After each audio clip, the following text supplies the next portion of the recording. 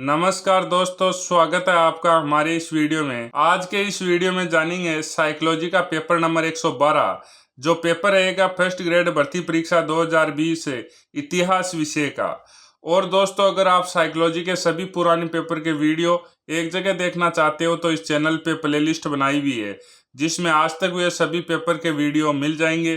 Playlist का link video के description में है। दोस्तों, पहला क्वेश्चन जो इस प्रकार से है, मानसिक स्वास्थ्य के संदर्भ में निम्नलिखित में से कौन सा कथन सही नहीं है? तो यह एक गतिशील संकल्पना नहीं है। इससे शारीरिक स्वास्थ्य के बिना प्राप्त नहीं किया जा सकता। मानसिक स्वास्थ्य एवं सामाजिक योग्यता समान नहीं है। मानसिक स्वास्थ्य एवं दक्षता समान नहीं है।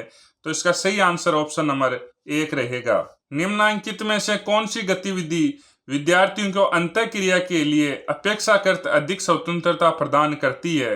तो छोटे समूह में चर्चा, ऑप्शन नंबर 2 सही रहेगा। व्यवहारवादी अधिगम सिद्धांत सर्वाधिक उपयुक्त है? तो निरीक्षणीय व्यवहार के लिए ऑप्शन नंबर 1 सही रहेगा। किशोर वय आत्म केंद्रण में समाहित है? तो काल्पनिक दर्शक एवं व्यक्तिगत मिथक, ऑप्शन नंबर 3 सही रहेगा। संज्ञानात्मक विकास के सिद्धांत के अनुसार विकास के किस चरण में व्यक्ति संभावनाओं की संकल्पना करने एवं परिकल्पनाओं के परीक्षण में सक्षम हो जाता है? तो औपचारिक संक्रियात्मक अवस्था, ऑप्शन नंबर 3 सही रहेगा। निम्नलिखित में से कौन सा संवेगात्मक बुद्धि का अवयव नहीं है? तो भावनाओं का प्रत्यक्षण, विचारों को सुगम बनाने के लिए भावनाओं का उपयोग, भावनाओं को समझना, संवेदी अनुभव। तो इसका सही आंसर ऑप्शन नंबर 4 रहेगा, संवेदी अनुभव। निम्नलिखित में से कौन सी संकल्पना व्यवहारवाद से संबंध नहीं है? पुनर्बलन, मॉडलिंग, विलोपन, शेपिंग। तो इसका सही आंसर ऑप्शन नंबर 2 रहेगा, मॉडलिंग। निम्नलिखित में से कौन सा प्राथमिक पुनर्बलक का एक उदाहरण है? तो भोजन, ऑप्शन नंबर 4 सही रहेगा। निम्नलिखित में से कौन सा संचालक ऑपरेटर व्यवहार का उदाहरण है? तो खड़ा होना एवं चलना, ऑप्शन नंबर 4 सही रहेगा।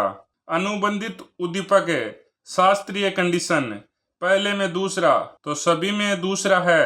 फिर शेपिंग, ऑपरेट, कंडीशनिंग, दूसरे में पहला, तो इसमें 4 नंबर और ये 1 नंबर, ये तो कट हो चुके हैं। उसके बाद उपयोग का नियम, प्रयास एवं त्रुटि, ऑप्शन नंबर तीसरे में तीसरा।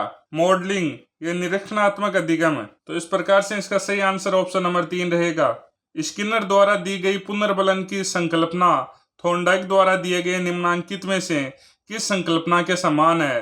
तो प्रभाव का नियम के समान है, ऑप्शन नंबर 2 सही रहेगा। किसी कार्य की वह उच्च सीमा जिस पर एक विद्यार्थी उस कार्य को स्वतंत्रता पूर्वक कर सकता है कहलाता है वास्तविक विकास का स्तर, ऑप्शन नंबर 2 सही रहेगा। किसी समाज में वयस्क बच्चों के संज्ञानात्मक विकास को व्यवस्थित तरीके से संपोषित करते हैं यह दृष्टिकोण है? तो लेव वाइगोस्की का, ऑप्शन नंबर 3 सही रहेगा। सम्मान क्रियाओं एवं विचारों का वह व्यवस्थित समूह है जिसका बार बार प्रयोग वातावरण के प्रति अनुक्रिया के लिए किया जाता है, उसे कहते हैं स्कीमा, ऑप्शन नंबर 1 सही रहेगा। निम्नलिखित में से किसने सर्वदर्शी विधियों पर आधारित अधिगम शंकु का विकास किया? एडगर डेल, ऑप्शन नंबर 1 सही रहेगा। दोस्तों, ओल्ड पेपर के इंपॉर्टेंस को देखते हुए पेपर साथी ऐप लेके आया है साइकोलॉजी की टेस्ट सीरीज, जिसमें आपको मिलेंगे आज तक हो चुके 134 पुराने पेपरों के टेस्ट और 15 चैप्टर वाइज टेस्ट, जिसमें इंपॉर्टेंट क्वेश्चन व ओल्ड एग्जाम क्वेश्चन रहेंगे। और इसके साथ ही मिलेगा आपको आरबीएसई और एनसीईआरटी बोर्ड की साइकोलॉजी की कक्षा 11 व 12 के चैप्टर वाइज टेस्ट। यह सब कुछ आपको इस टेस्ट सीरीज में मिलेगा। टेस्ट सीरीज का लिंक वीडियो के डिस्क्रिप्शन में है। किशोरावस्था के बालक प्राय अपने माता पिता से कहते हैं कि आप मुझे यह मेरी भावनाओं को नहीं समझ सकते और कोई भी मेरी भावनाओं को नहीं समझ सकता। यह सर्वाधिक उपयुक्त उदाहरण है। तो व्यक्तिगत मिथक का, ऑप्शन नंबर 3 सही रहेगा। शिक्षण का अग्रिम संगठन प्रतिमान विकसित किया गया था?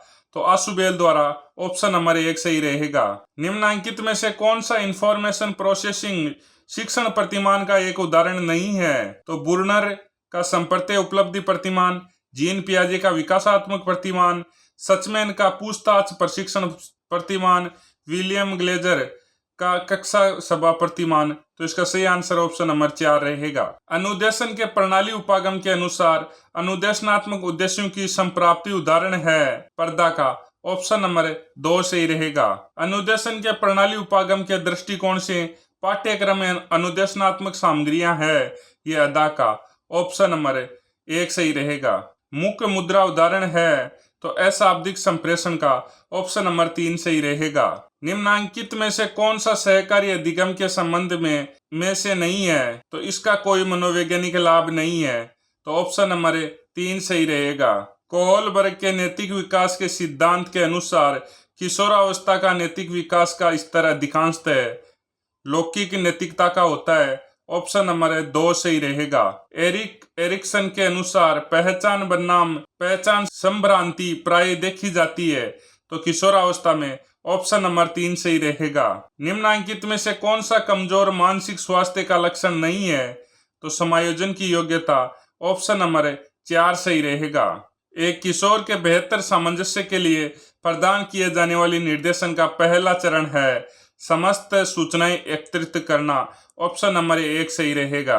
शिक्षा मनोविज्ञान एक शिक्षक के लिए सहायक है, तो विद्यार्थी को जानने में, अधिगम परिस्थितियों को व्यवस्थित करने में, कक्षा की समस्याओं के समाधान में सभी विकल्प सही है, तो इसका सही आंसर ऑप्शन नंबर 4 रहेगा। सभी विकल्प सही है। एक शिक्षण अधिगम सामग्री नहीं होनी चाहिए, तो आयु के लिए उपयुक्त, पाठ में सुसंगत, आकर्षक, उच्च लागत की, तो इसका सही आंसर ऑप्शन नंबर 4 रहेगा, उच्च लागत की। माइक्रोसॉफ्ट वर्ड MS वर्ड उदाहरण है अनुप्रयुक्त सॉफ्टवेयर का, ऑप्शन नंबर 2 सही रहेगा। मंच निर्माण स्कैफोल्डिंग की संकल्पना संबंधित है, तो वाइगोस्की के सिद्धांत से, ऑप्शन नंबर 2 सही रहेगा। दोस्तों, अगर आप सभी पुराने पेपर पढ़ते हैं तो आपको पता लगेगा कि लगभग 80 से 85% वही क्वेश्चन घूम फिर के आ रहे हैं। तो आपको अगर ये पुराने पेपर पढ़ते हैं तो एग्जाम में मदद बहुत ज़्यादा मिलेगी। जय हिंद, जय भारत।